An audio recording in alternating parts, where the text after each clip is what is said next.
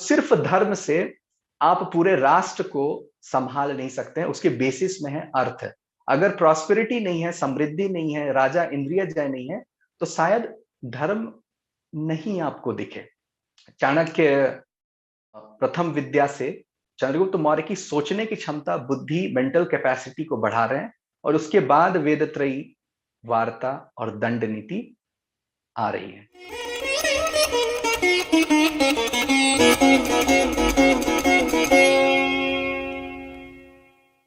आप सभी का बहुत बहुत स्वागत है। मेरा नाम रवि सिंह चौधरी है और आज का जो विषय है वो मेरा फेवरेट है।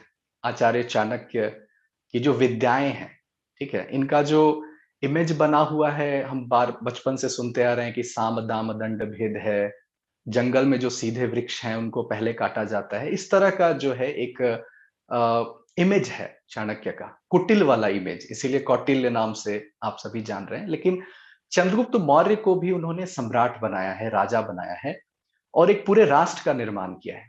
कुछ ट्रेनिंग दी होगी, कुछ विद्याएं दी होगी उस चंद्रगुप्त मौर्य को, जो नंद वंश के विध्वंस होने के बाद एक नए शासन तंत्र व्यवस्था का निर्माण हुआ।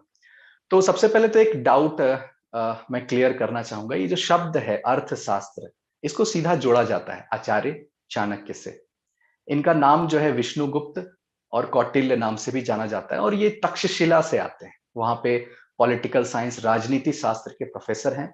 एक लर्निंग इकोसिस्टम में वो है, ठीक है ना, एक माहौल है, एक पर्यावरण है ज्ञान विज्ञान का। जैसे आप देखेंगे कि कैम्ब्रिज, एमआईटी, स्टैनफोर्ड एक सेंटर होता है, एक सेंटर है प्रॉस्पेरिटी का।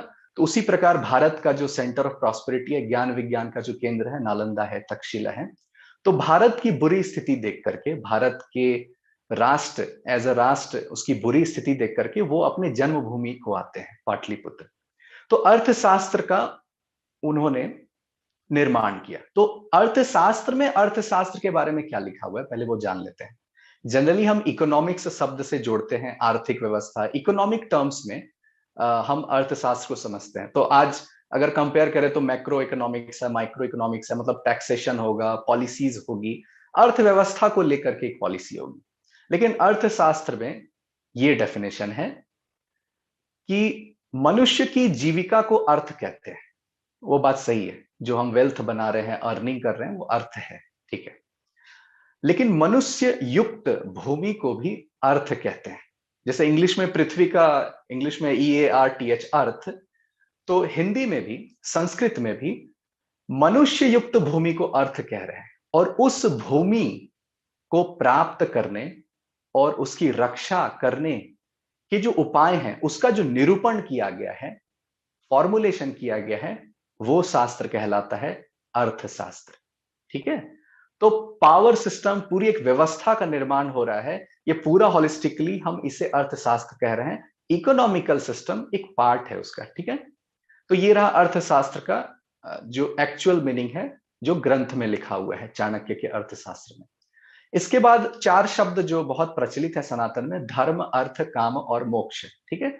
इस पे भी थोड़ा सा एक क्लैरिटी ले लेते हैं। ये पुरुषार्थ कहते हैं, अर्थ मतलब यहां पर हो जाता है लाइफ गोल, गोल एक लक्ष्य, जीवन का जो लक्ष्य है, चार ही कैटेगरी में बट जाती है, धर्म, अर्थ, काम और मोक्ष। काम इच्छाएं, डिजायर्स, ठीक है।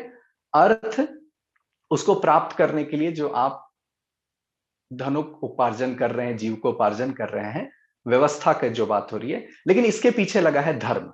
अगर धर्म नहीं होगा तो अर्थ अनर्थ में बदल जाएगा, और काम और अर्थ कुछ ऐसा होगा कि आपको कभी मुक्ति और मोक्ष प्राप्त नहीं होगा, ठीक है। तो ये दीज ऑल आर इंटरकनेक्टेड, ठीक है। जब भी अर्थ और काम के साथ धर्म जुड़ा होगा तो आप मुक्ति के मार्ग की ओर जाते हैं। ये वैशेषिक दर्शन का एक डेफिनेशन मैंने कहा। तो ये चार टर्म बार बार आते हैं। तो अब हम प्रारंभ करते हैं, जो आज का विषय है, चाणक्य की प्रथम विद्या।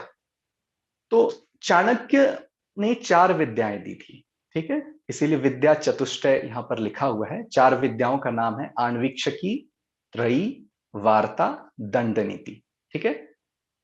तो झारखंड में एक स्थान है मधुपुर, और वो देवघर से 30-35 किलोमीटर की दूरी पर है। और जो ज्योतिर्लिंग है, 12 ज्योतिर्लिंगों में एक ज्योतिर्लिंग जो बैद्यनाथ धाम हम कहते हैं, उसके बगल में है। तो वहां पर कपिल मठ है। बहुत ही प्रचलित है, देश विदेश में बहुत ही ज्यादा फेमस है और बुक पब्लिशिंग करती है सांख्य दर्शन के ऊपर। ठीक है, तो उसके मुख्य द्वार पर क्या लिखा हुआ है? नास्ति सांख्य समम ज्ञानम, नास्ति योग समम बलम। सांख्य के समान कोई ज्ञान नहीं है और योग के समान कोई बल नहीं है। तो ये जाना पहचाना श्लोक सा प्रतीत हो रहा था। तो ये महाभारत में ये मिलता है, शांति पर्व में आपको ये श्लोक मिलेगा कि सांख्य जैसा कोई ज्ञान नहीं है, नॉलेज नहीं है सांख्य जैसा, और योग जैसा कोई पावर नहीं है, बल नहीं है। ठीक है, तो चाणक्य इस परंपरा को आगे लेके जाते हैं। ठीक है, तो चाणक्य ने जब अर्थशास्त्र लिखा है तो उसमें गुरुओं का भी उन्होंने नाम लिया है, नमन किया है। उसमें गुरु बृहस्पति भी आते हैं और शुक्राचार्य भी आते हैं। ठीक है, तो ये जो विद्या प्राप्त होगा चंद्रगुप्त मौर्य को, जो ये विद्या मिल रही है, तो उसका एंड रिजल्ट क्या होगा? मतलब हम विद्या देने जा रहे हैं तो एक लक्ष्य होगा कि इस सब्जेक्ट को पढ़ाने के बाद ये मेरा लर्निंग आउटकम निकलेगा। ठीक है, तो चाणक्य एक व्यवस्था के बारे में जब बात करते हैं अपने शिष्यों के साथ कि सुखस्य मूलम धर्म, सुख का मूल धर्म है। सुख हो गया शांति, प्रॉस्पेरिटी, हैप्पीनेस, जॉय, क्लियर है, सब कुछ ठीक ठाक चल रहा है, आपकी इच्छाएं पूर्ति हो जा रही है, कॉन्ट्रैक्ट्स फेल नहीं हो रहे हैं, आपके मेरिट को प्रमोट किया जा रहा है, दीज ऑल आर थिंग, ये सुख है। ठीक है, एक व्यवस्था के रूप में अगर हम देखें तो उसका मूल है धर्म। अब ये जो धर्म शब्द है ये थोड़ा कॉम्प्लेक्स है। ठीक है, इसको सिंपल टर्म में लोग रिलीजन कह देते हैं, लेकिन इसके मूल धातु में अगर आप जाएंगे या फिर इसके वृहद रूप को अगर आप देखेंगे तो धर्म सोशल परिप्रेक्ष्य में होता है हार्मनी।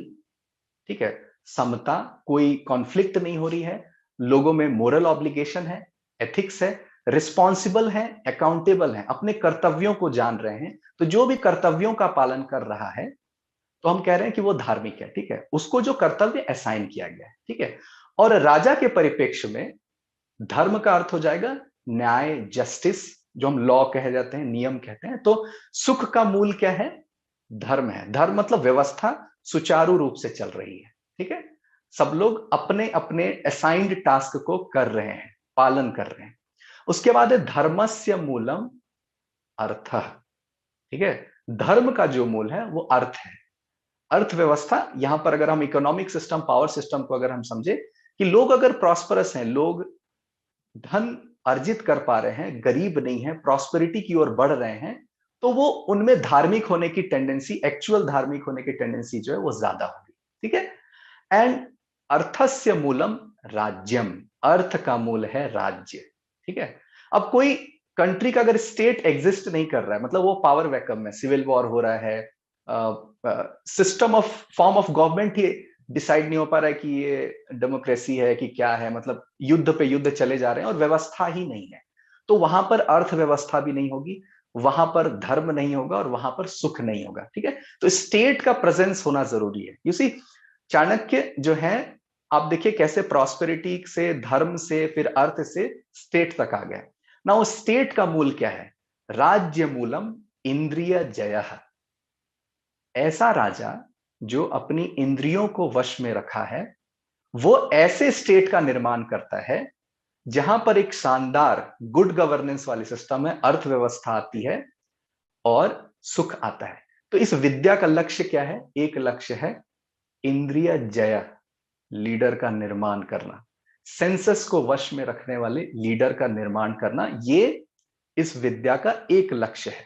ठीक है, क्योंकि इंद्रिय जय का अगर निर्माण हो जाएगा तो ऐसे स्टेट का निर्माण हो जाएगा तो एंड में प्रॉस्पेरिटी लाएगा ही, योगक्षेम लाएगा ही। ये शब्द प्रयोग होता है अर्थशास्त्र में, योगक्षेम। ठीक है, सुख, समृद्धि, कल्याण, प्रॉस्पेरिटी, जो नहीं मिला है उसे प्राप्त करना, जो मिल गया है उसकी रक्षा करना, जो रक्षित है उसका वृद्धि करना, ये सब योगक्षेम के अंदर आता है। तो इंद्रिय जय, अब ये कैसे होगा? इसका जो मूल है वो है विनय। इंद्रिय जयस्य मूलम विनय। विनय सिर्फ नम्रता नहीं है, ह्यूमिलिटी नहीं है, डाउन टू अर्थ होना नहीं है, ट्रेनिंग, स्किल, टैलेंट, ये पूरा एक जो है इसका एक सेंस में मीनिंग आता है कि एक जो ट्रेन्ड पर्सन है, स्किलफुल है, टैलेंटेड है, विद्याओं को जानता है, वो इंद्रिय जय हो सकता है। और उसका मूल, विनय का मूल, इस ट्रेनिंग का क्या मूल है? वृद्धोप सेवा। ठीक है, लर्नेड ज्ञानी व्यक्ति के सत्संग में रहना, ये एक जो है एक सेंस है कि आप ट्रेंड होते हैं, आप एक्सपीरियंस होते हैं, आपको और समझ बढ़ती है। एक बचपन में हमें एक ट्रेनिंग दी गई थी कि आपको मतलब एक बात कही गई थी कि अगर आपको ग्रो करना है तो दो तीन चीज ध्यान रख सकते हैं। आपके जो मित्र हैं वो आपसे बड़े होने चाहिए, एक एक हो सकते हैं एज में, दूसरा वो आपकी भाषा ना बोलते हो, एंड तीसरा वो आपके क्षेत्र से ना हो। तो अगर ऐसे व्यक्तियों का सानिध्य आपको मिलता है, संसर्ग मिलता है, सत्संग होता है, तो आप में विनय बढ़ता है। ठीक है, और वृद्ध सेवा या विज्ञानम, विज्ञानम, यस दैट साइंटिफिक टेम्परामेंट, ऐसा नॉलेज जो व्यवहारिक हो, रियलिस्टिक हो, प्रैग्मेटिक हो, वो नॉलेज फिल्टर्ड होके विज्ञान में बदलता है। तो ये सारा जो एंड गोल है इस विद्या का, एक लक्ष्य है कि चतुष्टय विद्या, चतुष्टय प्राप्त करने के बाद कैसा सम्राट तैयार होगा। ठीक है ना, विद्या का परिणाम ये होगा कि उसकी बुद्धि में विकास होगा, उसका उसका इंटेलेक्ट बढ़ेगा। इंटेलेक्ट बढ़ेगा तो उसका योग शास्त्रों में रुचि बढ़ेगी और योग से आत्मबल आएगा। देखिए योग, ठीक है, आप जिस योग को जान रहे, कह रहे हैं कि हम हेल्दी रहेंगे, मेरा स्ट्रेस रिलीज होगा, एंजाइटी नहीं होगी, फोकस मेरा बढ़ेगा, ये सारे आपको रिजल्ट्स मिलते हैं योग करने से। लेकिन योग सिर्फ ये नहीं करता है, योग और भी ट्रांसफॉर्मेशनल चेंज लाता है। और ये जो रुचि है एक डेप्थ में करना, सिर्फ प्राणायाम नहीं, और आगे बढ़ना योग शास्त्र में, तो ये जब आप इसके पूरे बेनिफिट्स को देखते हैं तब जाके आप योग करते हैं और आत्मबल बढ़ता है। तो ये इंद्रिय जय होने से राजा को क्या बेनिफिट मिल रहा है? ठीक है, ठीक है, एक सन्यासी होने के लिए, संत होने के लिए वो ध्यान कर रहा है। एक राजा को ऋषि जैसा ट्रेनिंग क्यों दिया जा रहा है, राजर्षि क्यों बनाया जा रहा है, राजा प्लस ऋषि? तो इंद्रिय का जो दोष है, हम कहते हैं कि सेंसेस का दोष क्या क्या है, मतलब वो हमें ही ओवर पावर करने लग जाती है, हमसे हमारा कंट्रोल छीन लेती है। काम, क्रोध, लोभ, मान, मद, हर्ष। ठीक है, अब देखिए जो स्पाई है, स्पाई का पूरा वर्ल्ड में नेटवर्क है, तो वो ट्रैप कैसे करते हैं लोगों को, या प्रोपागेंडा कैसे फैलाया जाता है, अगर इसका मैं छोटा सा एग्जांपल देना चाहूं, तो एक एक व्यक्ति है जो बहुत मेरिट वाला है, ठीक है, बहुत अच्छा काम कर रहा है भारत में, लेकिन उसको सम्मान नहीं मिल रहा है।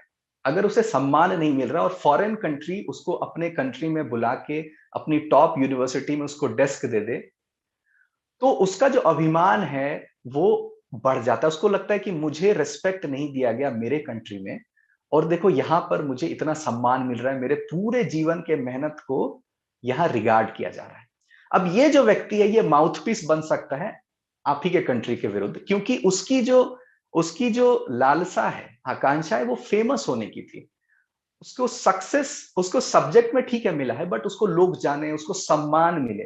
तो जो मान मिलने की जो है कि हमें वैल्यू मिलना चाहिए, ये जो है इंद्रिय जय राजा में नहीं होना चाहिए। ठीक है, पहला कि वैल्यू, उसको जो प्रिय लग रहा है, जो उसको मीठा मीठा बोल रहा है, जो उसको सम्मान दे रहा है, ऐसा नहीं कि वो उसके तरफ उसका इंक्लिनेशन चला जाए।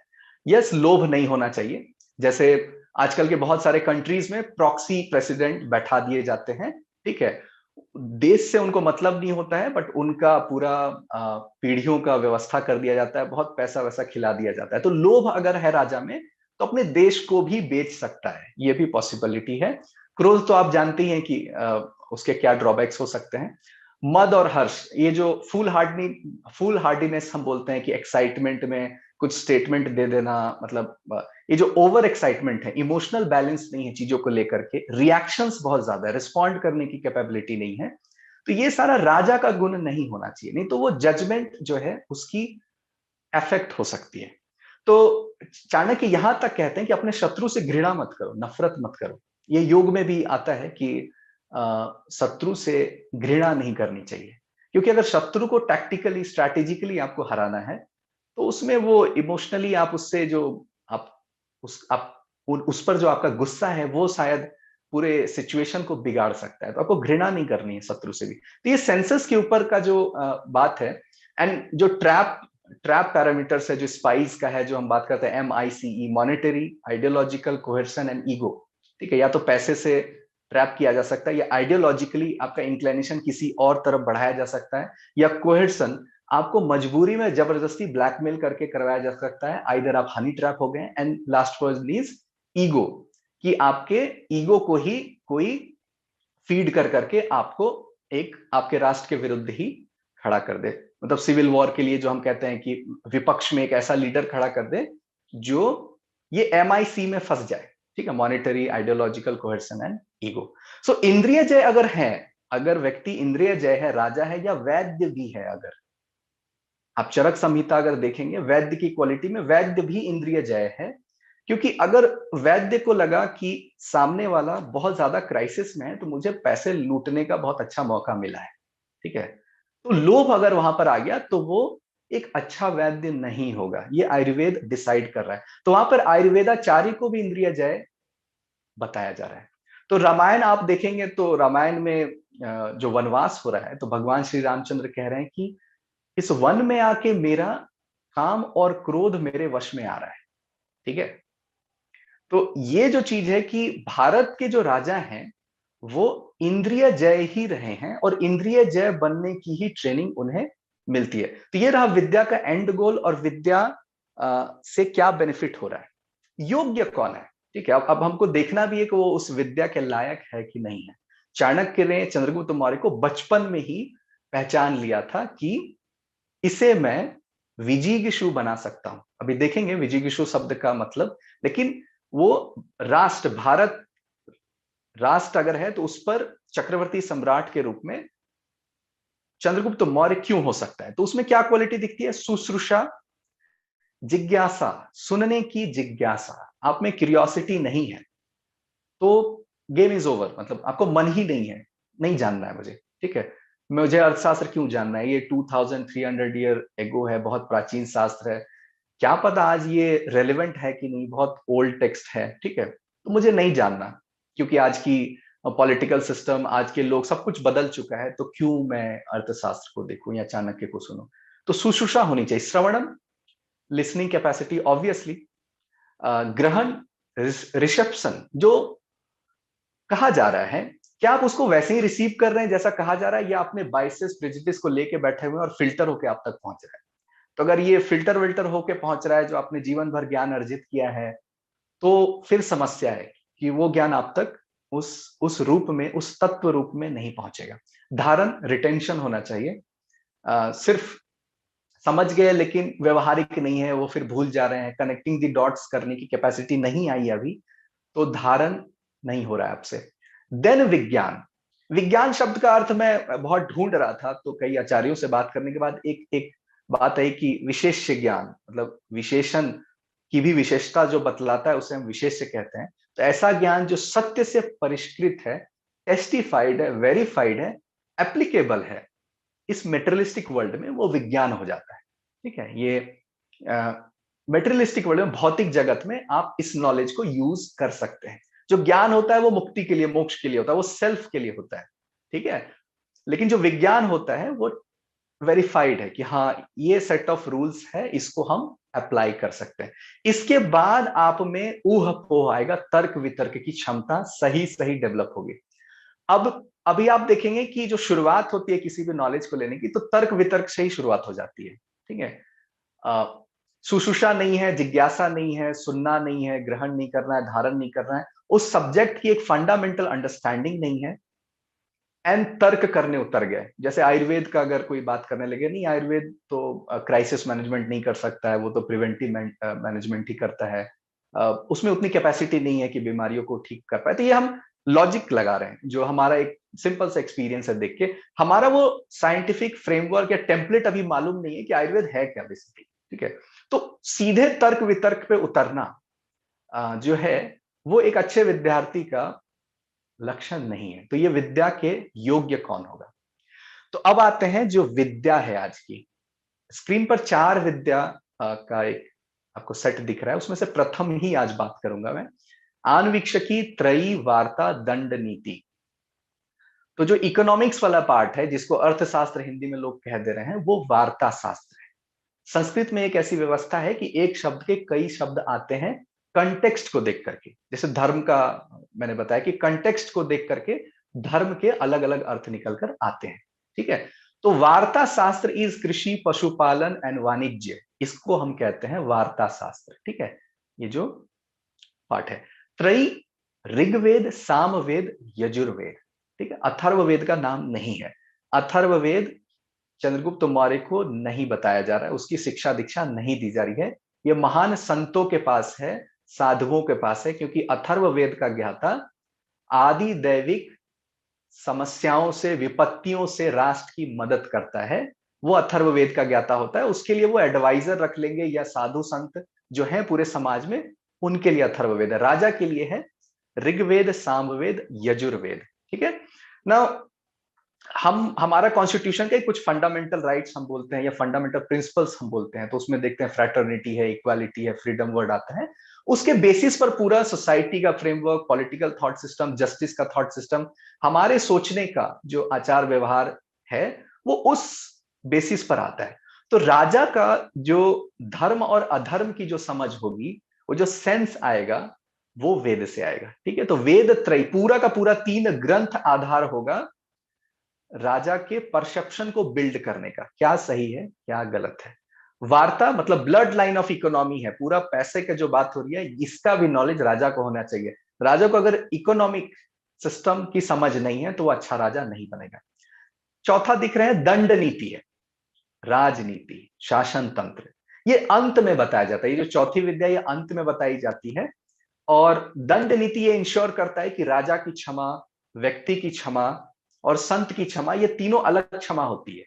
जो पनिशमेंट होता है, ये तीनों अलग होता है। संत जो है हर व्यक्ति को क्षमा करता है, उसे घृणा नहीं करनी है, क्योंकि उसे ध्यान में जाना है, उसे मुक्ति की मार्ग में जाना है, वो समाज का हिस्सा उतना नहीं है। ठीक है, लेकिन जो व्यक्ति की क्षमा है, वो समाज को देख करके, फैमिली बैकग्राउंड को देख करके, सिचुएशन को देख करके, सोसाइटी को देख करके अपना लोगों को माफ करता है, क्षमा देता है। लेकिन जो राजा की क्षमा है, वो इंट्यूशन पे ना होकर के दंड नीति, जो डिफाइंड सिस्टम है न्याय का, उस बेसिस पर करता है। तो उसमें अगर ये बात लिखी हुई है कि शत्रु भी अगर आपके आश्रय में आ रहा है तो उस पर विश्वास नहीं करना चाहिए।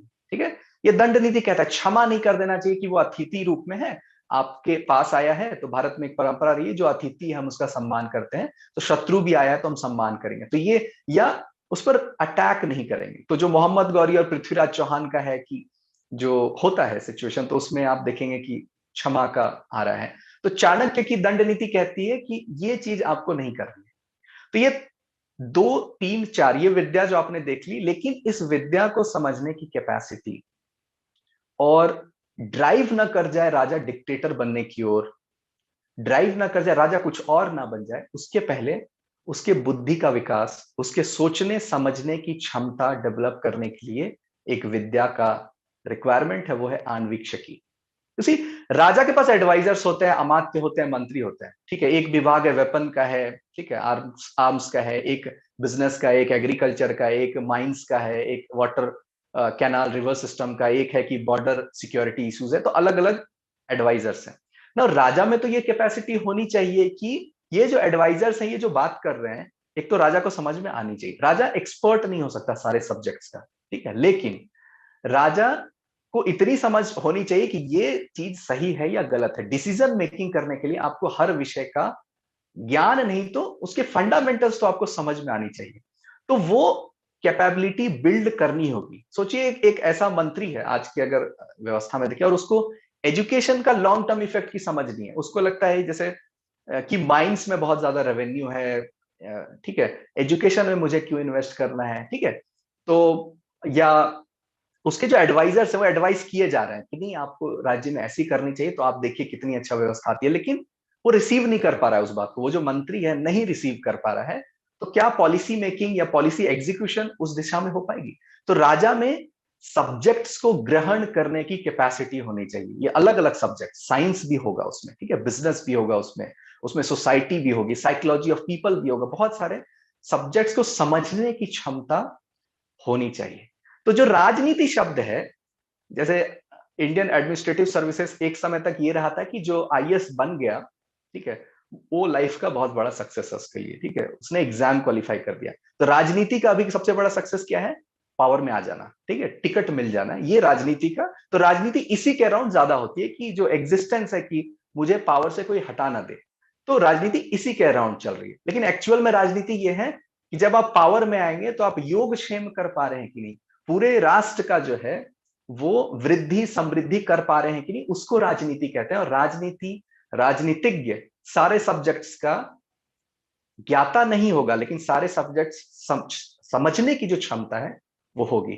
तो इस सेशन के शुरुआत में मैंने कहा था जो महाभारत में है, सांख्य जैसा कोई ज्ञान नहीं है और योग जैसा कोई बल नहीं है।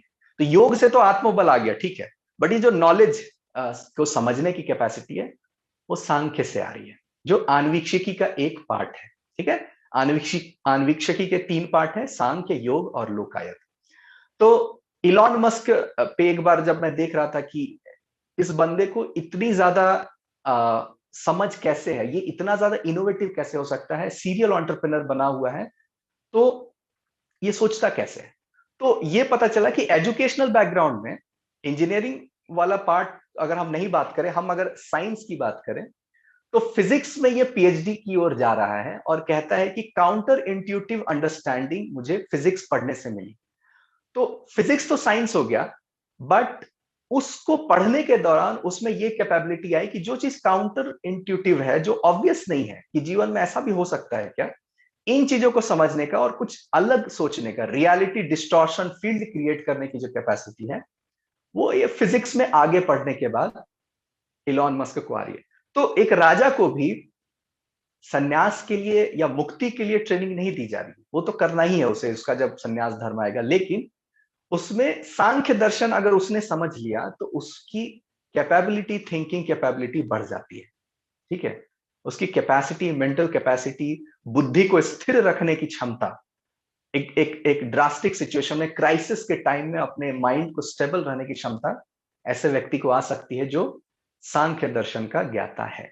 ठीक है, तो सांख्य दर्शन को ऑब्वियसली पूरा आज हम डिस्कस कर ही नहीं सकते, मोर देन 100 आवर्स सेशन लग जाएगा, लेकिन इट्स अ पार्ट ऑफ कि सृष्टि का निर्माण कैसे हुआ है, इवोल्यूशन कैसे हुआ है, ब्रह्मांड का निर्माण कैसे हुआ है और हम कहां पर आते हैं, और फंडामेंटल पार्टिकल क्या है इस पूरे ब्रह्मांड का। तो सत्व रज तम, इसको हम बार बार सुने हैं बचपन से, सात्विक, राजसिक और तामसिक। ठीक है, तो ये क्या है, इसकी अगर एनालॉजी मैं देना चाहूं तो जैसे कंप्यूटर के पास अगर हम आते हैं तो हम कहते हैं बाइनरी सिस्टम 1-0, डिजिटल सिस्टम से कंप्यूटर में क्या आया, एक वीडियो का फॉर्मेशन हुआ, तो रूप दिया इसने, फॉर्मेशन, और साउंड भी आता है कंप्यूटर से। ठीक है, एक साउंड आता है, तो शब्द। ठीक है, कान एज अ रिसेप्टर है मेरा कंप्यूटर में और मेरा आंख है, लेकिन कंप्यूटर से फ्रेग्रेंस नहीं आ सकता जिसकी भी वीडियो चल रही है, आप टेस्ट नहीं कर सकते जो भी वीडियो में फूड है। ठीक है, आप स्पर्श नहीं कर सकते, है ना।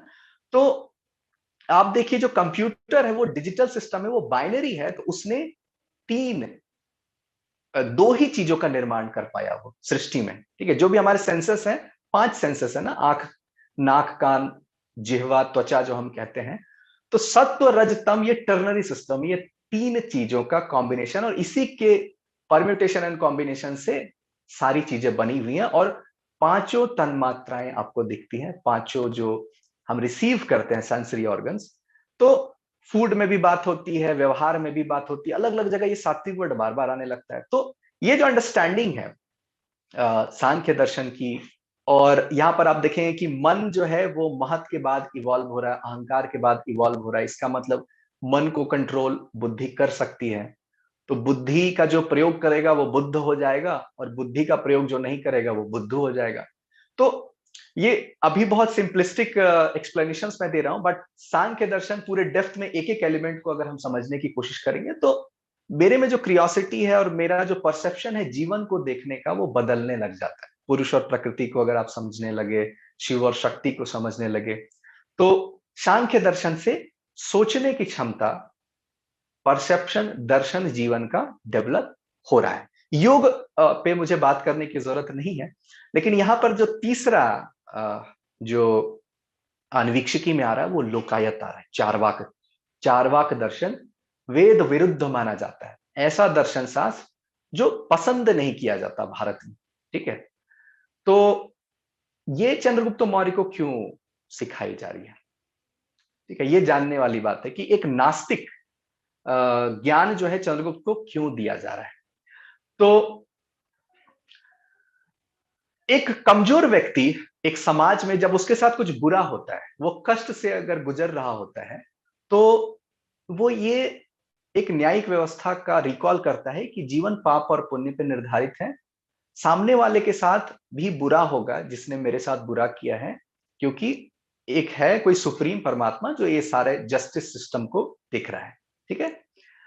और शायद मैंने पाप किए होंगे पूर्व जन्म में, तो मुझे उसका फल मिल रहा है। तो ये फाइनली इन एक्शन में बदलने लगता है। जब भी आप मायावादी होने लग जाते हैं, इस व्यवस्था में आने लगते हैं, पाप और पुण्य को ही सब कुछ बेसिस बनाने लगते हैं, तो एफर्ट्स लगाने की जो जो जो जील है, जो आपका एक्साइटमेंट है, वो लूज हो जाता है कि नहीं, सब कुछ तो लीला है, हम कर ही क्या सकते हैं। ठीक है। तो राजा को ये 1000 ईयर की जस्टिस सिस्टम में नहीं आना है, क्योंकि उसका जो शासन तंत्र है 20 साल, 25 साल, 75 साल, मतलब एक साम्राज्य में जस्टिस न्याय उसे करना है।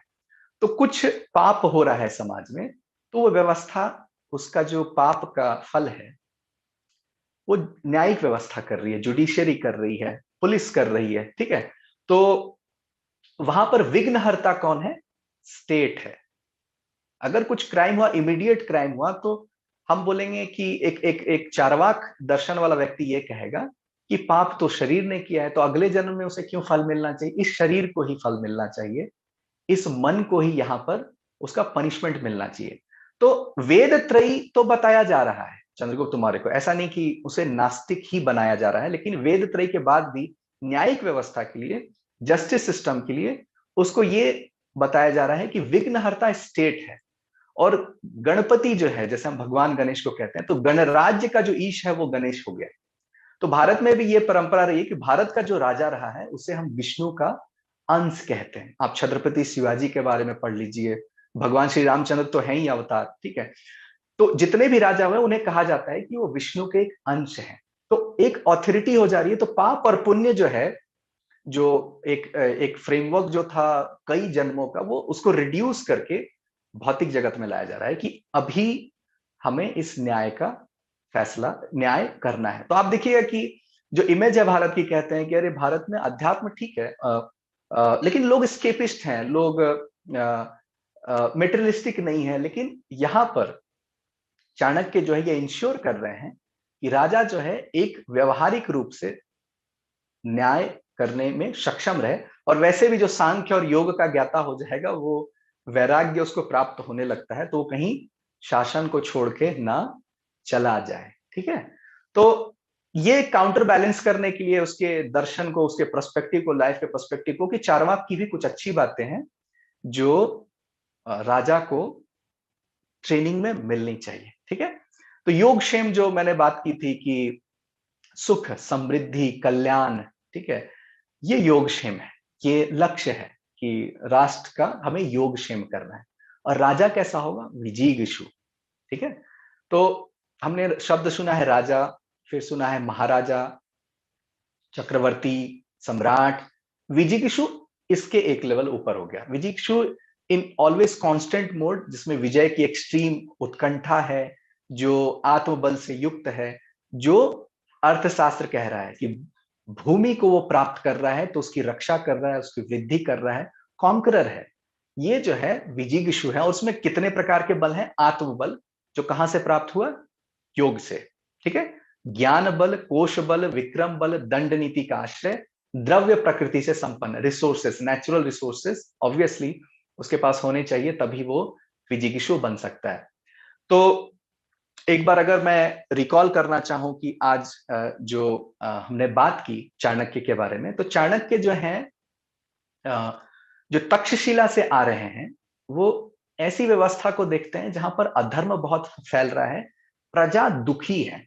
तो चाणक्य बार बार ये कहते हैं अर्थशास्त्र में कि प्रजा के हित के लिए जो सोच रहा है वही असली राजा है। और राजा जो है वो इंद्रिय जय है। इंद्रिय जय अगर नहीं है तो वो किसी भी रूप में वो ड्राइव हो सकता है, किसी भी दिशा में जा सकता है। और जिसकी इंद्रिया वश में नहीं है, उस नेबरिंग स्टेट को भी अपने साथ मिलाया जा सकता है, या उसको युद्ध में हराया जा सकता है, क्योंकि उसमें इंद्रियों का दोष है। वो क्रोध में कुछ गलत डिसीजन ले सकता है, वो हड़बड़ी में, एजिटेशन में कुछ और गलत फैसला ले सकता है। तो ये जो है इंद्रिय के जो दोष हैं वो जीतने में भी मदद कर रहे हैं। तो उसको जो ट्रेनिंग मिल रही है कि इतने सारे दोस्त हैं, तो वो शत्रु कितना वीक है, कितना स्ट्रांग है, प्रोपागेंडा कैसे फैलाना है। ठीक है, प्रोपागेंडा फैलाना is a part of diplomacy, या जो दूसरे देशों के कंट्रोल करने का जो पूरा नियम है वो चाणक्य भी अपना रहे हैं। ठीक है, तो ये लगता है सुन के कि भारत में तो धर्म मूल रहा है चीजों का, है ना, अर्थ और काम के मूल में धर्म है, लेकिन चाणक्य कह दे रहे हैं कि धर्मस्य मूलम अर्थ, ये थोड़ा सा रीएडजस्टमेंट है कि अर्थ को बेस में ला रहा है। तो ये एक एक एक हमारे सारे शास्त्र एक पॉइंट पर एक मतलब कॉमन है, वो कोई कॉन्फ्लिक्ट नहीं है कि कलयुग में धर्म का पैर एक ही है, उसका जो लेग है, जो हम कहते हैं चार पैर है सतयुग में, कलयुग में धर्म का एक ही पैर है, उसको भी हम सत्य कहते हैं कि कलयुग में भी आपको सच बोलने वाले लोग मिलेंगे। और जनरली लोग ऐसे भी कहते हैं कि मैं किसी का बुरा नहीं कर रहा हूं तो भी हम लोग अच्छे लोग हैं। दूसरों के लिए त्याग नहीं होना, त्याग होना, मदद करना, हेल्प करना, ये तो बहुत अलग रूप की बात हो गई। तो लोग अभी अपने आप को ये मानते हैं कि हम सच बोल रहे हैं और हम दूसरों का बुरा नहीं कर रहे हैं तो हम धार्मिक हैं। तो ये धर्म का यही पैर बचा हुआ है कलयुग में। तो सिर्फ धर्म से आप पूरे राष्ट्र को संभाल नहीं सकते हैं, उसके बेसिस में है अर्थ। अगर प्रॉस्पेरिटी नहीं है, समृद्धि नहीं है, राजा इंद्रिय जय नहीं है, तो शायद धर्म नहीं आपको दिखे। तो जो तालाब है, अगर आप अपने पैसे से जो तालाब अगर बनवाते हैं तो उसमें हंस का जोड़ा भी आके पानी पी सकता है। आप प्रॉस्परस हैं तो आप दान कर सकते हैं, तो ऑलरेडी आप धर्म करेंगे अगर आप मतलब कैपेसिटी जो है आपके धार्मिक कार्य करने की, परोपकार करने की, वो बढ़ जाती है अगर आप प्रॉस्परस हैं। ठीक है, और चाणक्य कहते भी हैं कि दान देने की भी क्षमता के अनुसार आप दान देना चाहिए और सामने वाले को देखकर दान देना चाहिए। तो ये चीजें हैं कि चाणक्य प्रथम विद्या से चंद्रगुप्त मौर्य की सोचने की क्षमता, बुद्धि, मेंटल कैपेसिटी को बढ़ा रहे हैं, और उसके बाद वेदत्रयी, वार्ता और दंड नीति आ रही है। आप अगर ध्यान से देखेंगे कि सांख्य में ऐसा क्या है कि एक राजा में मेंटल कैपेसिटी जो है वो बिल्ड हो जा रही है। ठीक है, तो जो द्वितीय अध्याय है भगवत गीता का, वह सांख्य योग के नाम से प्रचलित है। ठीक है, सांख्य जैसा कोई ज्ञान नहीं है, योग जैसा कोई बल नहीं है। तो वहां पर एक एग्जाम्पल दिया जाता है, और यमराज भी आचार्य के रूप में जब नचिकेता को समझाते हैं तो एक एक मेटाफर, एक एग्जाम्पल दिया जाता है, एक दृष्टांत दिया जाता है कि एक रथ है, रथ पे आप सवार हैं। ठीक है, और रथ के जो घोड़े हैं वो इंद्रियां हैं आपकी, आपके सेंसेस हैं, जो भौतिक जगत से जिसका सामना होता है। ठीक है, उस पे जो सारथी बैठा हुआ है, वो जो सारथी है वो बुद्धि है। ठीक है, तो आत्मा रूपी आप सवारी मतलब बैठे हुए हैं, बुद्धि है जो आपका सारथी है, उसको आपने मैप दे दिया। ओके ठीक है, मैप दे दिया, और मैप के अनुसार हाँ मुझे यहां जाना है, तो क्या रथ जो है वहां जा पाएगा? नहीं जाएगा। क्यों? क्योंकि होगा क्या कि अगर अनट्रेन्ड हॉर्सेस है, ऐसे घोड़े को बांध दिया गया है, और घोड़े पे भी चाणक्य कहते हैं कि मनुष्य और घोड़े की एक एक प्रवृत्ति है कि जब चना खिला रहे हैं तो बड़ा बहुत अच्छा व्यवहार करता है, जैसे ही रथ पे बांध देते हैं तो अजीब सा व्यवहार करने लगता है। तो एक व्यक्ति भी आपको सभ्य लग सकता है, बहुत ही सात्विक लग सकता है, ठीक है, लेकिन जैसे ही उसके हाथ में पावर आता है वो बदल सकता है, उसका रूप बदल सकता है। ठीक है, तो विनय चाहिए उस घोड़े को, उस घोड़े को ट्रेनिंग चाहिए। और ये ट्रेनिंग होने के बाद ये जो बुद्धि है और इंद्रियों का जो संबंध है, ये कैसे हो रहा है? घोड़े की लगाम। ठीक है, तो इसको हम लोग कहते हैं मन। ठीक है, तो सांख्य दर्शन में एक रिलेशनशिप बताया जा रहा है कि इंद्रियों का सीधा संबंध है मन से, बुद्धि से नहीं है। इसीलिए व्यक्तियों में अगर बुद्धि हो तो जरूरी नहीं कि वो एक्शंस ले रहा है, ठीक से एग्जीक्यूट कर रहा है, आपको उसमें प्रमाद दिखेगा, आप में उसको इनकंसिस्टेंसी दिखेगी, आप में उसको प्रोक्रेस्टिनेशन दिखेगा। ठीक है, तो पॉइंट ये है कि हमें मन पे फोकस करना था। बुद्धि सबके पास होती है, हर बच्चे को विद्यालय में भी पता होता है मैं पढ़ता तो फर्स्ट कर जाता, लेकिन मन नहीं करता है उसका पढ़ने का। ठीक है, तो फोकस मेरा है मन। ठीक है, तो रथ अगर अच्छे से चलना है तो इंद्रिय मन मेरे वश में है, तो बुद्धि अपने आप ड्राइव करेगी सिस्टम को, व्यवस्था को। ठीक है, तो ये ज्ञान जो है ये है, हम कहते हैं थियोरेटिकल है। सांख्य में जितनी भी बातें होगी हम बोलेंगे क्रोध नहीं करना चाहिए, सत्य बोलना चाहिए। तो ऐसे आप जानती हैं कि ऐसा कोई फर्क नहीं पड़ता लोगों में, ठीक है। तो हम कहते हैं कि ठीक है योग करो और सात्विक भोजन खाओ, तो देखो तुम्हारा एग्रेसिवनेस घटेगा। वैसे जो भी फूड को वैसे समझते नहीं है वो तो बोलेंगे नहीं खाने से कैसे हो जाएगा, बट ये ऑब्जर्वेशन वाली बात है। आप खुद कुछ फूड कैटेगरी को, जो भी नॉनवेज है वो जानते हैं कि जब नॉनवेज वो खाते हैं तो उनमें एग्रेसिवनेस वो थोड़ा सा चेंज आता है, मेंटल चेंज भी आता है, मानसिक तौर पे भी आता है। तो मन के ऊपर जो हम कहते हैं हमको मन की शक्ति देना, मन विजय करें, दूसरों की जय से पहले खुद को जय करें। तो मन के अराउंड मेरा जो है ट्रेनिंग होता है। तो मन जो है उसको हम जैसे कहते हैं कि जो वृत्तियां हैं, जो डिस्टरबेंस है, हमारा जो नॉइज है दिमाग में, इधर कभी गया उधर कभी गया, फोकस्ड नहीं है। और फोकस्ड नहीं है तो वो पावरफुल नहीं होगा। वैसा मन जो 10 जगह बटा हुआ है वो कभी पावरफुल नहीं हो सकता है। तो कहते हैं योग चित्त वृत्ति निरोध अथ योग अनुशासनम। ठीक है, योग एक अनुशासन है, ज्ञान नहीं है। अथा तो ब्रह्म जिज्ञासा आप सुनेंगे, उसके आप सुनेंगे, लेकिन यहां पर है कोई जिज्ञासा नहीं है, कोई ज्ञान नहीं है, सीधा एसओपी है, स्टैंडर्ड ऑपरेटिंग प्रोसीजर है योग।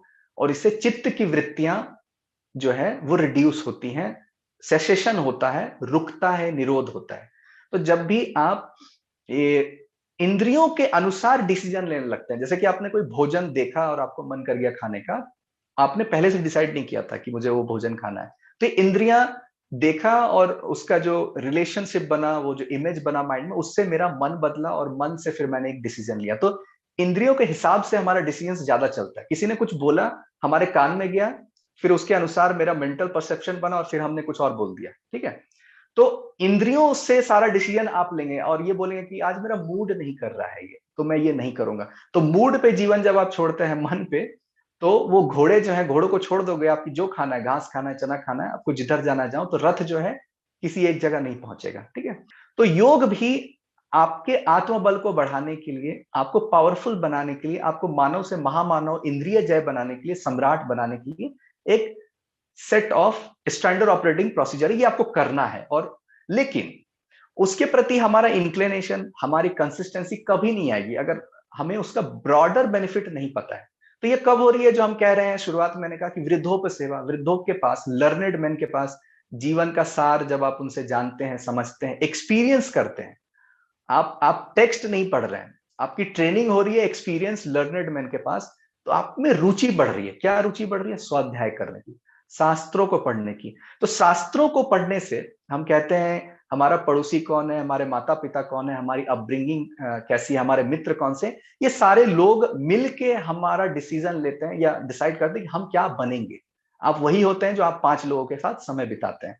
तो शास्त्रों में रुचि बढ़ने के बाद आप समाज से थोड़ा अलग होने लग जाते हैं, ठीक है। इसलिए गुरुकुल को जो है वो वनों में क्यों बनाया जाता था कि एक स्टूडेंट जो है स्कूल में कुछ पढ़ रहा है कि उसे सच बोलना चाहिए, लेकिन घर आके अपने पड़ोस में वो देख रहा है कि झूठ बोलने से फायदा हो रहा है। तो वो कॉन्ट्राडिक्टरी जब वो लर्निंग करता है, वो सीखता कुछ और है टेक्स्ट में और देखता कुछ और है, तो कभी भी उसको एसिमिलेट, ग्रहण नहीं करता है। तो गुरुकुल में जो हम कहते हैं कि एथिकली एक एक ऐसा मोरली साउंड व्यक्ति का हम निर्माण कर रहे हैं जो समाज में फैली हुई कुरीतियों के हिसाब से अपने सोचने की क्षमता नहीं विकसित कर रहा है, ठीक है।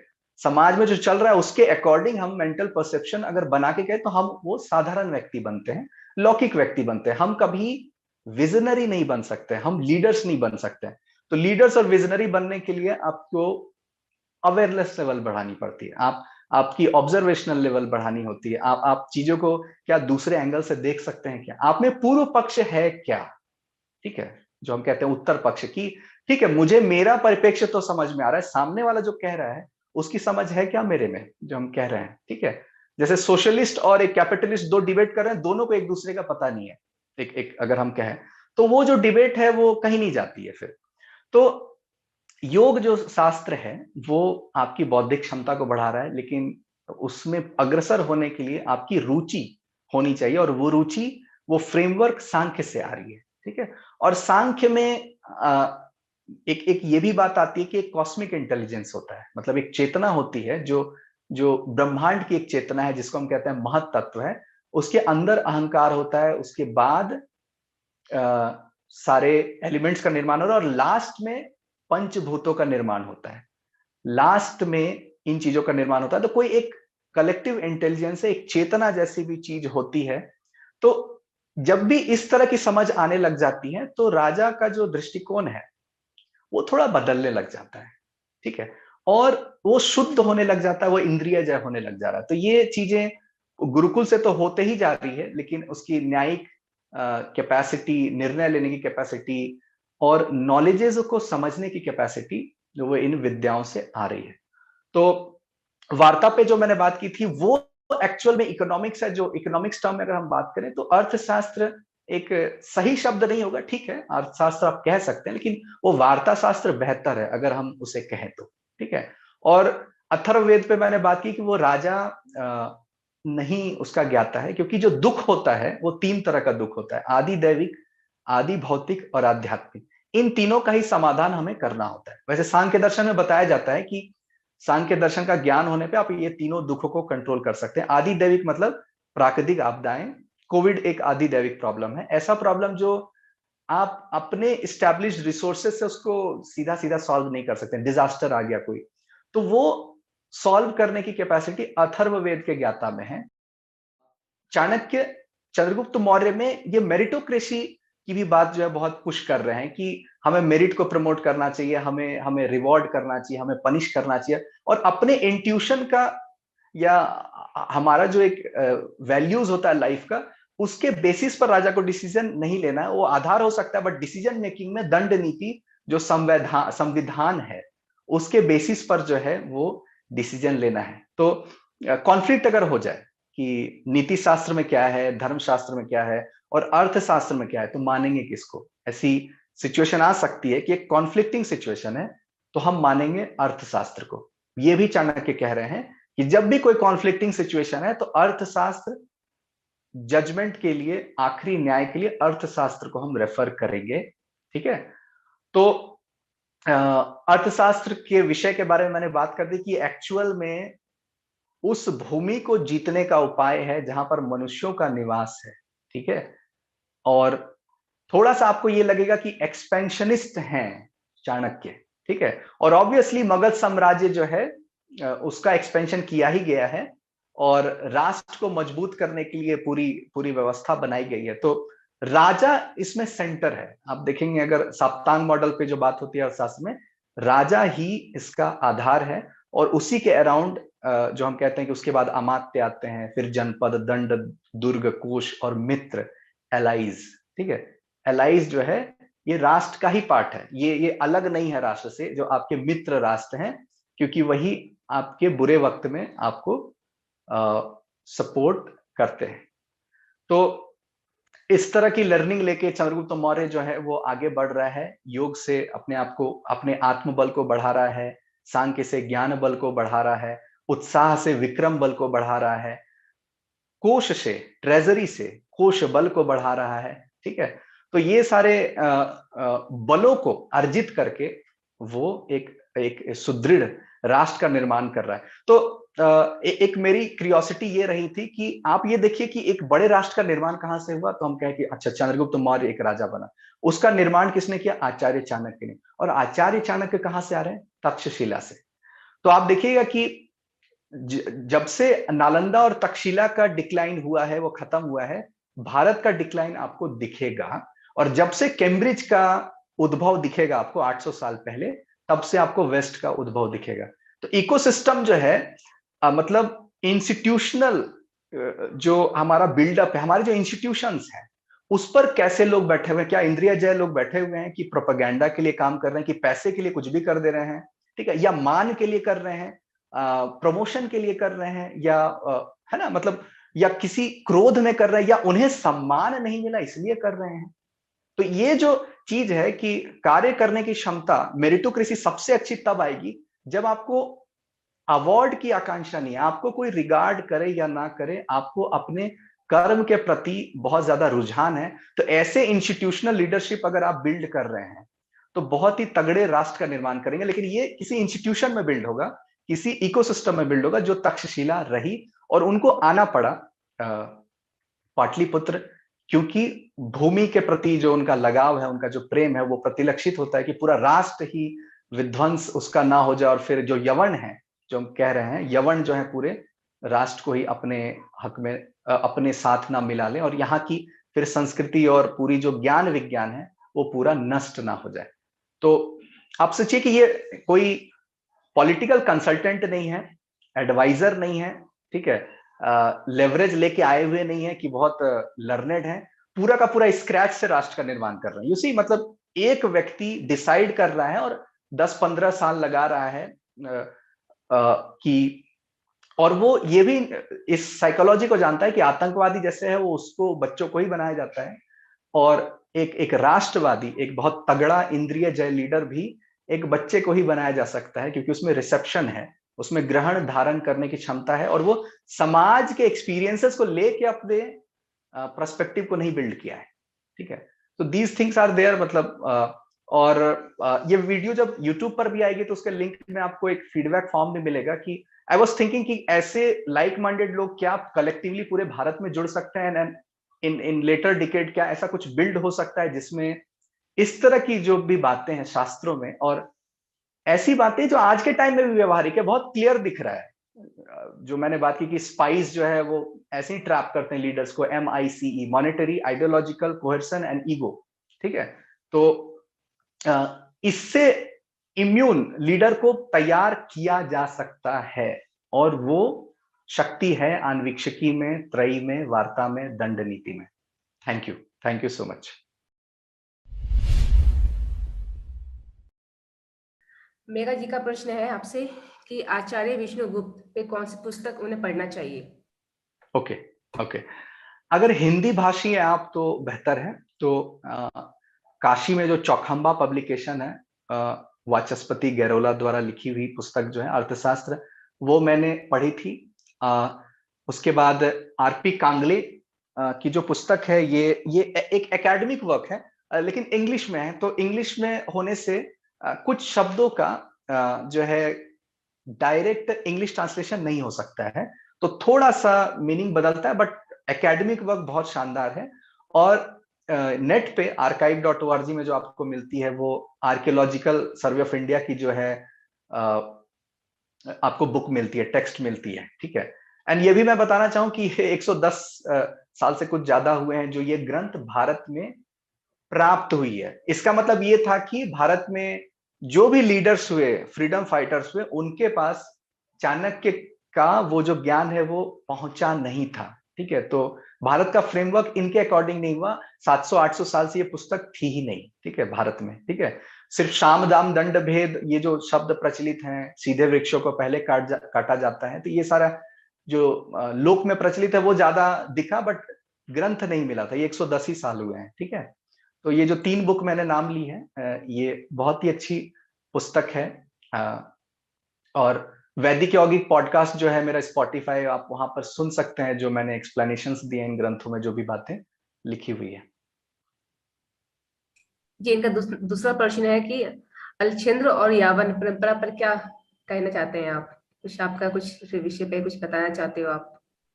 हाँ, ठीक है। विजिगीषु से थोड़ा मैं कंपेयर करना चाहूँ कि उसको ग्रेट जब कहा जा रहा था, तो भारत का चंद्रगुप्त मौर्य क्यों ग्रेट है वो मैं थोड़ा सा बताना चाहूंगा। योगक्षेम में ये बात होता है कि जो मिला नहीं आपको वो प्राप्त करो, लेकिन जो प्राप्त हो गया है उसकी रक्षा करो, जो रक्षित है उसको वृद्धि की ओर ले जाओ, समृद्धि की ओर ले जाओ, तब फिर एक्सपेंशन करो। ऐसा नहीं कि एक्सपेंशन किए जा रहे हैं और पीछे की टेरिटरी हारते जा रहे हैं। तो एक ये है कि हम जीतने, मतलब युद्ध के लिए निकले हैं और पूरे दुनिया को हम जीत जाएंगे, विश्व विजेता बनेंगे, और तंत्र नहीं चलाएंगे, शासन व्यवस्था नहीं करेंगे, प्रॉस्पेरिटी नहीं लाएंगे लोगों के लिए, तो ऐसा किंग जो है कोई ग्रेट नहीं है। जितना आपकी कैपेसिटी है, बिना पावर वैकम सिचुएशन, बिना सिविल वार हुए, वो ही मेंटेन पहले करनी चाहिए। और हिस्टोरिकली मैं इस पर बात नहीं करना चाहूंगा, क्योंकि जो इंडिका पुस्तक पढ़ा जाता है वो रियल में 2 इंडिका थी, और जिस इंडिका में जो बात होती है अलेक्जेंडर की, वो थोड़ा सा मुझे इसमें थोड़ा क्या बहुत ज्यादा डाउट है, क्योंकि ये जो 2300 साल की जो बात होती है ये सही नहीं है। तो इस पर भी ये रिसर्च का ही विषय है कि क्यों हर चीज को 3500 साल के अंदर, 3000 साल के अंदर बार बार कंप्रेस करने की कोशिश किया गया है। ठीक है, तो यस वो यवन है, और कल्चर के मतलब हमारा जो लर्निंग्स है वो तो एक्सचेंज हुआ ही है, और वो युद्ध किया ही है। और ये जो पोरस जो आप जो देखते हैं, वो राजा नहीं था कोई, वो सेनापति था। ठीक है, तो एक सेनापति से उसका सामना हो रहा है। मगध, वो मगध से नहीं लड़ रहा है, वो बॉर्डर पे ही लड़ रहा है। तो और अलेक्जेंडर पे जितनी भी कहानियां हैं वो बढ़ा चढ़ा के की ही जाती है, क्योंकि हिस्ट्री का एक एक एक एक बेनिफिट भी है कि नैरेटिव बिल्डिंग, कि आप महान थे इसकी नैरेटिव अगर आप बिल्ड करते हो तो उससे आने वाले समय में उसका बड़ा बेनिफिट होता है। आप इंफीरिटी कॉम्प्लेक्स डालते हो। तो उस विषय पर अलेक्जेंडर पे उतना मैं बात नहीं करना चाहूंगा, क्योंकि हिस्टोरिसिटी पे मुझे डाउट है क्या क्या हुआ था सब कुछ। उस समय की जो दंड नीति थी वो किस प्रकार थी, यानी कि न्याय किस प्रकार दिया जाता था? ओके। अभी तो है कि संविधान के आधार पर आपको कोई भी दंड दिया जाता है कि जब हमारे यहाँ जज बोलते हैं कि आपको कानून के हिसाब से कोई दंड दिया जा रहा है, न्याय नहीं मिल रही है, इस हिसाब से मेरा सोचना है। तो उस समय की दंड नीति कैसी थी, ओके। न्याय व्यवस्था कैसी थी? ओके, दंड नीति को ध्यान से देखने की कोशिश करें कि दंड नीति कोर्ट का काम नहीं रहा है। ठीक है, दंड नीति कोर्ट का काम, कोर्ट की व्यवस्था नहीं है, राज दरबार है। लेकिन एक दंड नीति परिवार में होती है। आप ध्यान से देखिएगा, जो परिवार होते हैं, परिवार में भी गलत करने से रोका जाता है कि नहीं ये नहीं करना चाहिए। तो परिवार की एक अपनी दंड नीति है। फिर गांव में एक पंचायत की दंड नीति है, कि पंचायत जो है वो कह रहा है। फिर एक दंड नीति है जो आज हम भी देखते हैं कि मेरा समाज क्या कहेगा। हम लोग, क्योंकि शादी ब्याह जो है आज भी समाज में ही होता है, तो हम, हमारा समाज जो है या जो समाज से जुड़े हुए व्यक्ति वो क्राइम नहीं करते, कहते समाज में मेरा नाम खराब हो जाएगा। तो एक समाज की दंड नीति है। इस सब से फिल्टर होते होते तो फैमिली से फिल्टर हुआ, पंचायत से फिल्टर हुआ, समाज से फिल्टर हुआ, तब जाके राज दरबार तक पहुंच रहा है। तो नंबर ऑफ केसेस तो पहले कम हो गए, रिड्यूस हो गए, क्योंकि अब समझ रहे हैं ऑब्वियस रीजन, इतने बड़े राष्ट्र के लिए कुछ कोर्ट और कुछ टाइम्स जो दिए जाते हैं साल में, और तो 3 करोड़ 60 लाख शायद केसेस पेंडिंग है जो पूरा मिलाते हैं डिस्ट्रिक्ट कोर्ट, सुप्रीम कोर्ट का अगर जोड़ दिया जाए। तो पहले तो दंड नीति कोर्ट का काम नहीं है, lawyers were not there, lawyers नहीं होते थे। ठीक है, अभी आप देखेंगे कि लॉयर का क्या धर्म होता है कि जो उसका क्लाइंट है उसको बचाना उसका धर्म होता है। धर्म और अधर्म का एक जनरल सेंस नहीं है, उसका क्लाइंट ही उसका, उसको उसकी रक्षा करना उसका धर्म है, और उसके लिए वो पैसे लेता है। ठीक है, तो समाज में आप अभी देखें कि लॉयर्स किसी चीज को डिले करवाते हैं, कंफ्यूजन क्रिएट करते हैं, नए डेट्स लेते हैं। तो न्यायिक व्यवस्था, न्याय जो है, जस्टिस डिलेड हम कहते हैं, जस्टिस नहीं मिला, ये भी होता है। बहुत ज्यादा डिले हो गया तो जस्टिस नहीं मिला। तो भारत में ये हो रही है कि फिल्टर होके नंबर ऑफ केसेस तो पहले कम है। ठीक है, दूसरा एक एक जो जस्टिस सिस्टम मैंने बोला, तो आपने जो संविधान का उसको हम लोग कहते हैं आईपीसी, है ना, इंडियन पिनल कोड, उसके अकॉर्डिंग पनिशमेंट करते हैं, वो अर्थशास्त्र में है। ठीक है, कि किसको क्या पनिशमेंट करना चाहिए। जैसे करप्शन का अगर हम करें तो 40 तरह के करप्शन का मेंशन है, कि 40 टाइप से करप्शन किया जा सकता है, और बड़ी मछली छोटी मछली को खाती है। ठीक है, मत्स्य न्याय इंश्योर करना है कि ऐसा ना हो कि बड़ी मछली छोटी मछली को खा जाए। तो न्यायिक व्यवस्था में आप देख रहे हैं कि अर्थशास्त्र में मेंशन्ड है पनिशमेंट, दंड, और अर्थशास्त्र का प्रायोरिटी ज्यादा है धर्मशास्त्र से। जब भी कॉन्फ्लिक्टिंग होगा तो अर्थशास्त्र को प्रायोरिटी मिलेगी। उसके बाद प्रायोरिटी है अपना समाज की, साक्षी की, व्यवहार की, चीजों की। तो इन होल बोले नंबर ऑफ केसेस कम है। ठीक है, कम नहीं है मतलब राज दरबार में कम पहुंच रहे हैं, मतलब रेलिवेंट ही पहुंच रहे हैं। ये नहीं कि छोटा छोटा केस भी जो है वहां पहुंचा हुआ है। लॉयर्स का वैसा कंसेप्ट नहीं है, एंड प्रायोरिटी जो है वो समाज को दी जा रही है। अभी का जो सोसाइटी है वो इंडिविजुअलिस्टिक प्रिंसिपल्स पे है। ठीक, हम कहते हैं कि फ्री विल होना चाहिए, फ्रीडम होना चाहिए, हमारा अपना प्राइवेसी है, इस तरह के बातों से जस्टिस और न्याय की पूरी व्यवस्था है। उस समय एक एक पैरामीटर चलता है जो महाभारत से चली आ रही थी, कि आपके और परिवार के बीच में प्रायोरिटी परिवार को देना है, परिवार और समाज में समाज को देना है, समाज और राष्ट्र में राष्ट्र को देना है, राष्ट्र और ब्रह्म में ब्रह्म को देना है। ठीक है, ये प्रायोरिटी ऑर्डर भी है। तो सोसाइटी को देख करके, समाज या सामाजिक व्यवस्था को देख करके एक एक जो है विधान है जस्टिस का, वो देखा जा रहा है। ये गलत है सही है उस पर मैं नहीं बात कर रहा हूं। ये पर्सपेक्टिव है, इंडिविजुअलिस्टिक पर्सपेक्टिव नहीं है कि एक व्यक्ति के बारे में हम नहीं सोचेंगे, वो जिस समाज में रह रहा है उस पूरे फैब्रिक को एक साथ इंक्लूड करेंगे। तो फंडामेंटल एंटिटी भारत की परिवार रही है, ठीक है। परिवार एक फंडामेंटल यूनिट है और उससे समाज बनता है और फिर समाज से राष्ट्र बनता है। तो इन होल दंड नीति कैसे अप्लाई हो रही थी, और ये भी मैंने बोला कि व्यक्ति की क्षमा, संत की क्षमा और राजा की क्षमा तीनों अलग अलग है, ठीक है। ये कंफ्यूज नहीं करना है कि व्यक्ति जिस चीज को क्षमा कर रहा है, जिस अपराध के लिए, राजा अगर अपराध के लिए क्षमा कर देगा तो शायद वो मोटिवेशन हो जाएगा, फिर से वो क्राइम हो जाए। तो एक कहते हैं पुराने जमाने में जो होता था, बच्चे जो अध्यापक हैं वो छड़ी रखते थे बगल में, तो बच्चे डर के रट रहे हैं, ठीक है। तो राजा भी पनिशमेंट इसलिए कर रहा है या हार्ड इसलिए रख रहा है कि क्राइम ही ना हो, क्राइम ही ना हो। तो ये चीज जो है दंड नीति में इंश्योर की जा रही है।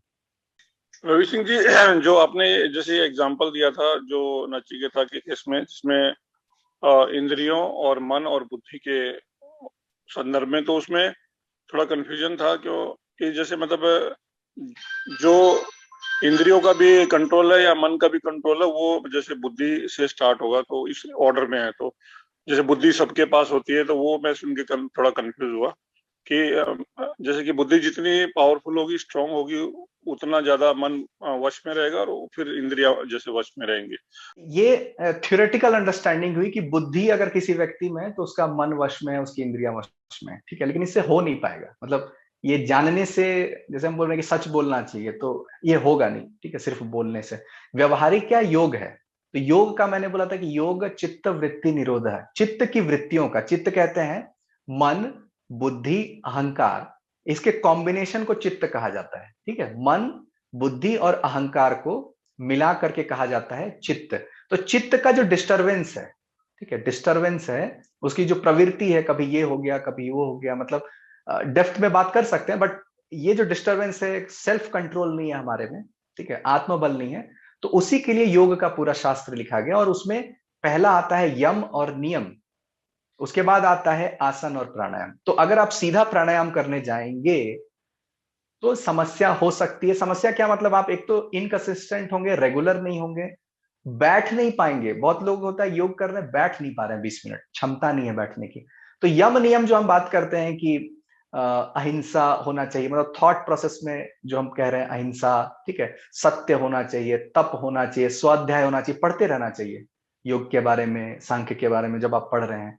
तो शौच, जो क्लीनलीनेस है, जो स्नान से लेके मन की शुद्धता, शरीर की शुद्धता, तो पहले आपको डिसिप्लिन बनाया जाता है। आप कुछ कर नहीं रहे हैं, लेकिन आपका जो दिनचर्या उसको थोड़ा ठीक किया जा रहा है, ठीक है, शुरुआत में।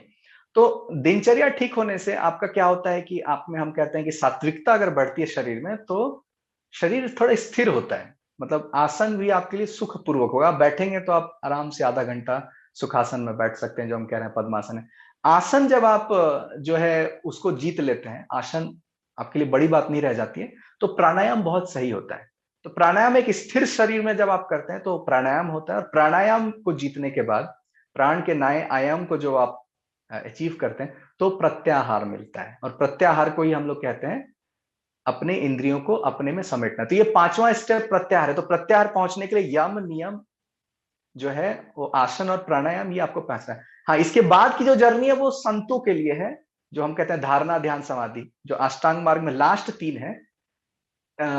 उसके पहले तक भी, प्रत्याहार तक आपके लिए ठीक है, एक व्यवहारिक भौतिक जीवन में प्रत्याहार तक भी आपके लिए मोर देन एनफ है। तो आप को जो अचीव करने की बात हो रही है, तो समझ तो गए कि हाँ है, करेंगे कैसे, तो ऐसे करेंगे, यम नियम आसन प्राणायाम प्रत्याहार से। कि इस शास्त्र से अभिप्राय अर्थव्यवस्था, लेकिन आज के व्याख्यान के बाद मालूम चलता है कि ये अर्थव्यवस्था से भी बहुत आगे है। तो ये शास्त्र बहुत ही प्राचीन है, तो आज के समय में इस शास्त्र का क्या उपयोग है? जी, जो इंद्रियों के दोष हैं वो आज भी विद्यमान है, जो हम कहते हैं काम, क्रोध, लोभ, मोह, हर्ष, ये जो है, ये ऐसा नहीं कि आज लोगों में गुस्सा नहीं आ रहा है, आज ईर्ष्या नहीं हो रही। तो दूसरों को जीतने से अच्छा है, या दूसरों को समझने से, या सब्जेक्ट को समझने से अच्छा है कि पहले हम अपने आप को तैयार कर सकते हैं क्या। तो ये जितने सेल्फ हेल्प बुक्स हैं, इंप्रूवमेंट की बात करते हैं, ये सारा जो है पूरा मोटिवेशनल सेशंस है, तो इसमें एक छोटी सी समस्या, ज्यादा बड़ी समस्या नहीं है, बहुत ही अच्छी चीज है, लेकिन जो बुद्धि है उसको हम कहते हैं हाथी है, ठीक है, हाथी महत कहते हैं। तो हाथी को ट्रेनिंग की जरूरत होती है, हाथी को आप बोल के कुछ नहीं समझा सकते हैं। तो करने के लिए बहुत सारी चीजें होनी चाहिए, सुनने के लिए नहीं होनी चाहिए कि हम अच्छा हमने सुना, हमारे एक्साइटमेंट बढ़ गई और हमने कुछ कार्य कर दिया, नहीं। आपको ट्रेनिंग लेनी पड़ेगी, अपने शरीर को कंट्रोल करना पड़ेगा, अपने व्याधि, अपने जो प्रमाद है, आप में इनकंसिस्टेंसी है, दिनचर्या ठीक से फॉलो नहीं करते हैं, प्रोक्रेस्टिनेशन है, तो आप अपने कंट्रोल में आ जाएंगे तो ऑलरेडी आप सिचुएशंस को अपने हाथ में ले सकते हैं, या लीडरशिप क्वालिटीज आपको प्रतिलक्षित वहां होने लगे कि हाँ चीजें जो है सही ढंग से चल रही है। तो अर्थशास्त्र एक तो सामान्य व्यक्तियों के लिए ये बात तो कर ही रही है, लेकिन इन फ्यूचर जैसे योगी आदित्यनाथ कैसे लीडर है उस पे अलग अलग राय सबकी हो सकती है, लेकिन आप देखिए वो योगी आदित्यनाथ, तो लोग कह रहे हैं कि नहीं योगी जो है वो कैसे मुख्यमंत्री बन सकता है। तो अर्थशास्त्र तो कह ही रहा है कि हम राजर्षि को तैयार कर रहे हैं, राजा और ऋषि को तैयार कर रहे हैं, कॉम्बिनेशन को। तो ये भारत में व्यवस्था रही है, तो ये थोड़ा ऐसा नहीं कि ऑब्वियस नहीं लगना चाहिए कि कोई योगी कैसे मंत्री बन सकता है।